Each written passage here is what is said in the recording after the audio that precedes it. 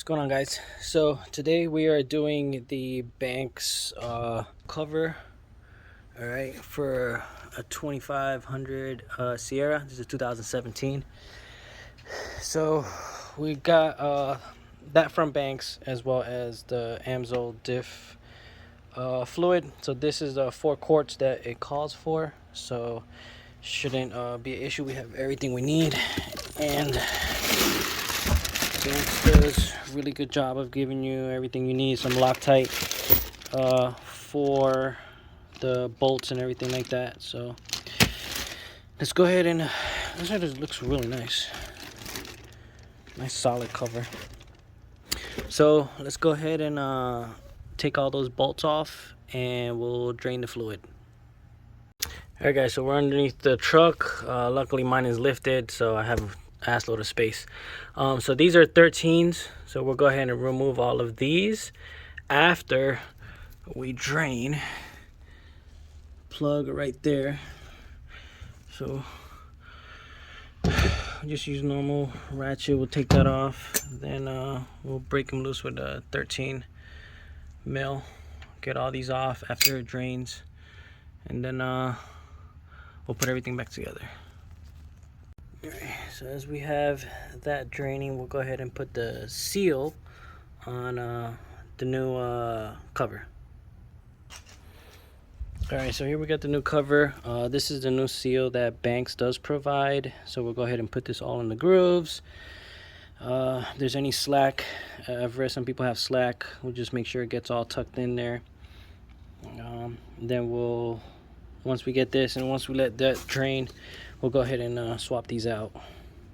Alright guys, so like I said, I've seen people put these on and have a bunch of slack on one side. I guess I don't want to say it's a little long, but what I did is just start from one side and kind of push in the direction that you're putting it in, so you kind of compress it. So I had to do it a few times for it to sit all the way down, and I just run my hand over it and make sure it's inside of the grooves. Nothing's gonna pinch or get tight or get cut when I'm screwing the bolts down. So it is all nice and flush inside of the grooves. So yeah, so went ahead and the diff is already drained from the plug.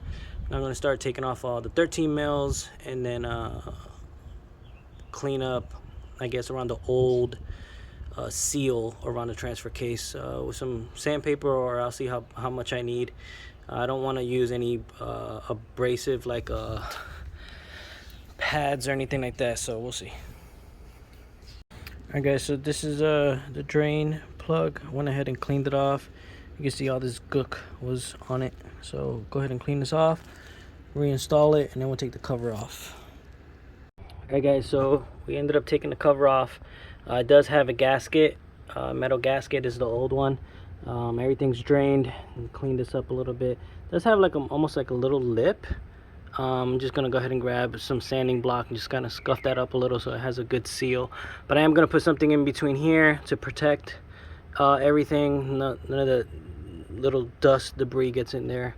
But yeah, just let me clean that stuff off, and then we'll wipe it down with some alcohol. Then we'll put a new cover on and tighten everything back up. Alright guys, so I went ahead and covered all this just with a bag. So this right here had like a little slip. All I really did was use a block 80 grit.